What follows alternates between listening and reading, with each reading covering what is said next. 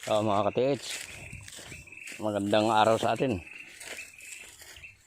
Meron tayo ngayong puntahan kung saan may magaganda daw sign. So ayan, nagsusuot si Tatang Sagubad. Yung ating mga kaibigan kasi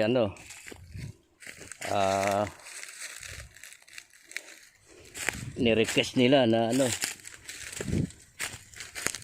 siguro sila na yung ito, na i-vlog ko na ito dati, yung may pagong doon sa taas na nakaturo dito. So yung portion na ito parang nakuhanan na ito pero sinasabi nila baka meron pa daw. So nandito na tayo sa ayan, yung Banaba, Old Banaba. Hindi ko na lang ipakita yung mga kasama ko. Nandun sila sa nagpasamo na lang ng isang tawag dito, yung isang nag-guide sa akin. So yan kaya tingnan natin ngayon yung mga legit na sign. So yan, hinukay na yan, pero umatras sila dyan kasi nakita naman natin yung bato. Pero tinitingnan ko, puro mga basag-basag yung bato na nilagay. So yan, para sa akin pwede ituloy yung operasyon na yan kasi yung Banaba na ito may nakapako yan. Nga lang binunot nila yung pako doon po sa may parang balon na yon. Mamaya tingnan natin yung parang balon. Pakilinis mo dyan lang yung saka maganda ka ng pansukat kung gaano kalalim yung na yan, yung balon na yan. So dito muna tayo. Ayan po, mayroong X dyan. So medyo kulabo lang pagka-X, pero man-made po yan. Yan yan yan, X talaga. Ngayon meron siya ditong dot na man-made din. Yan, another nakaharap yan dyan mismo sa dig side na yan, na iniwan nila kasi nakatambak mismo yung malalaking bato. Para sa akin maganda yung operate yan. Ngayon yung Banaba na yan, may pako nga yan doon sa taas. Old Banaba po ito, parang nabunsay siya yan, malaki.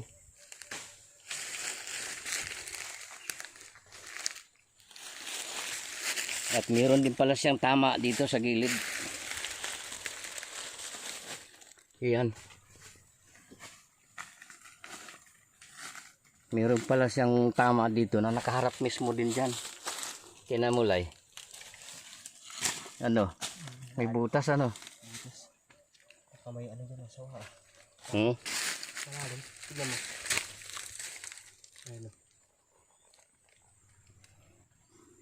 Yan, may butas na mismo nakaharap dyan.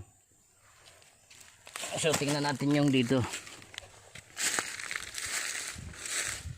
Para sa akin tama yung dig site na yan. Hindi lang nila pinagpatuloy kasi puro bato. So malaking trabaho yan. Ito na yung dito nakaturo naman yung pako dyan na kwadrado. Ito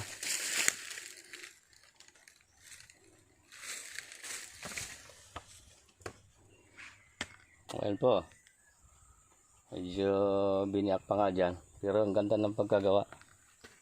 Yan, sukatin mo nga lay. Teka, sukatin natin.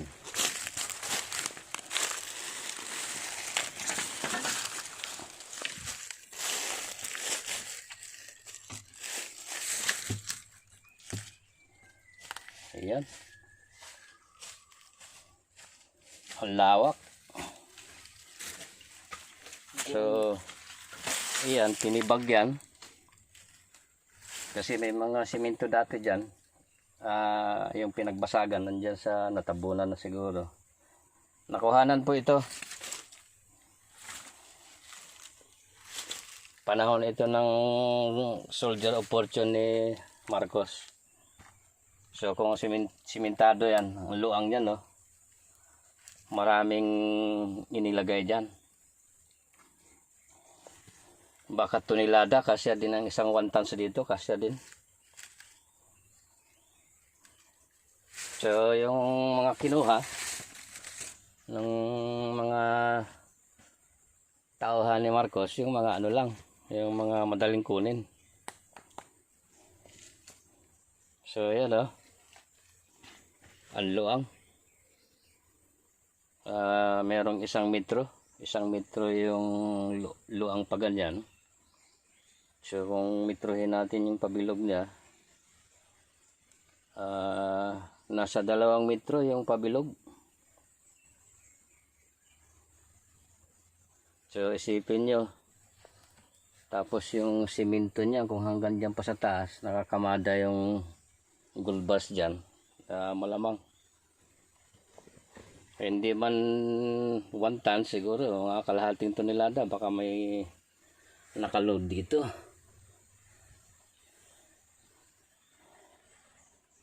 So yan, tinangaylay. Meron din siyang sign dito, yan, oh. Simple lang na pababa dyan. Yan. Tapos pinaangat nila ito, oh. Yung bahagi yan pinaangat. Galing ng pagkagawa. So ito, nakuhanan to nung panahon ni ano, ng mga Soldier of Fortune ni Marcos. Kaya kataka-taka kung mayroong mga big load, bakit hindi nila binalikan? Kaya pag-isipan natin mabuti, mga ka-TH, baka ayan, katulad dyan, malaki ang inilagay dyan. Tapos puro mga decoy na lang yung natitira, ay tayo ang maging biktima rito. Pero titingnan din natin, katulad nito,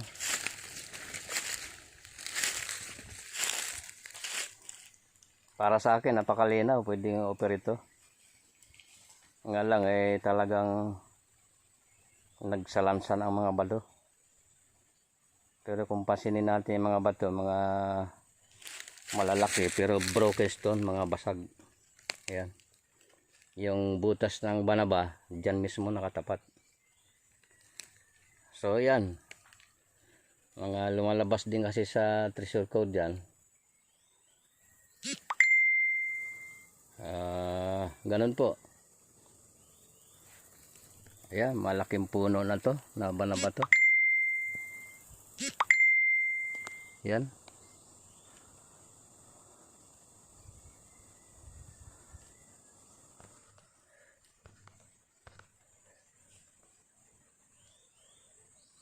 Sakto, yung pako niyan doon sa taas, doon nakaturo. So baka yun ang totoo doon. Pero ito, hindi pa naman natin, at malamang to, pagka dinitik ito, papalo din. Ang laki sana ng opening, oh. Ang ganda ng opening nila, oh. 1, 2, 3 meters by 3 meters, oh. Lawak. May plano talaga sila sana yung alang. Sumuko sila ng bandang ano. Maganda yung operito. Yung alang, kung nandito yung big load, ay talagang ano. Ilog yung baba. Siguro ang ilog ay nasa mga 50 meters lang, ano. 50 meters yung ilog. Nandiyan sa lugar na yan. So malalim-lalim ito kung siyempre nakalibel sa tubig to. So, malaking trabaho. So pagkatapos dito, ikutan pa na natin yung nasa baba kasi meron pa silang sinasabi dyan na maganda yung maganda yung mga signs. So matagal na nilang request kay tatang to. Ni-request nila sa akin. So limitado lang kasi yung time natin kasi lalo na ngayon nakapokus kami sa plantasere. Matindi init. Puro dilig mo na yung ginagawa ng mga tawang ko. So yan, ito siguro ay sabihin ko sa kanila itong area na to ay positive ito. Maganda ang sinasabi. Tulad ng banabaw, yan may butas siya nakaharap mismo dyan. Tapos yung isang dot dyan din nakaharap. Pero yung pako na nakapako dyan sa taas, doon naman nakaturo sa balon. Ayan, malinaw na nakuhanan yun. So yun, kasi malimit pagka mayroong ganyan mga nakuhanan, ang daming mga marker sa buong paligid. Kaya minsan tuloy nag-iisip ako na ayan, mag-comment din kayo dito. Nag-iisip ako na baka mga decoy na lamang yung natitira. Hindi naman malayong isipin din na ganyan. So yan, yung bato na to, ayan, ulitin ko ulit, yan, may X yan yan, man-made yan pagkagawa nyo yan, para bang ginuhita ng matalas na yung bayonita siguro nila ng mga diamond. Meron talagang pang-engrave yung mga Hapon nagawa sa diamond. Tapos yan, yung dot na yan napakalinaw man-made na man-made, dyan din nakaharap. At yung butas ng punong banaba na to, yan, dyan din nakaharap. Siguro noong panahon na yon, dinistract na nila yan, hindi pa ito ganito kalaki.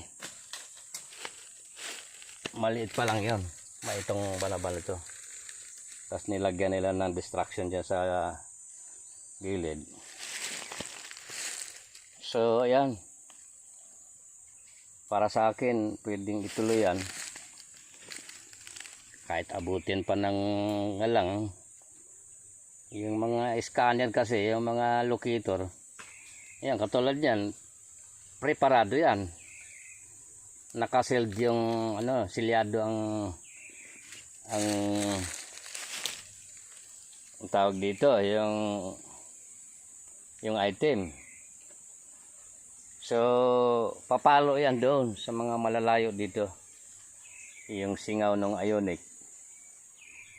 Kaya madalas nakakaligaw din talaga yung ayun, mga scanner na yan.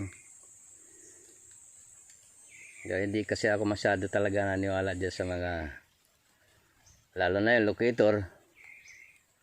So yan, pagka nakapix yan, yung singaw niyan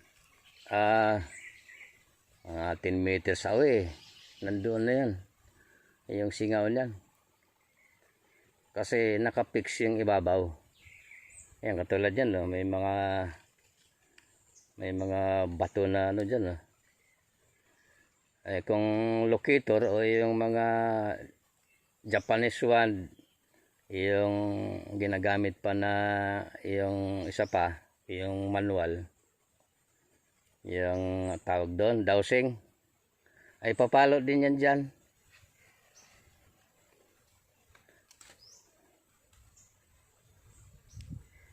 Kasi yan, ngayon pag-aralan natin kung yan lang ang positive, yung isang yon, yung nakuhanan.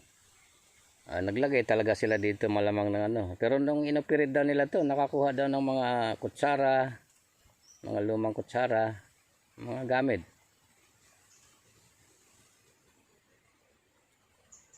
Pero kung big load ito, malalim yan, nako. At yung mga, yun nga, yung mga imperial sites, ay lubhang malalim. Ang standard 60 meters, 180 feet. So parang ayaw na nila ipakuha yung mga ganong kalalim. Malabo na tayo doon. Sige mga katits, at may karugtong ito, bisitahin pa natin yung sa baba.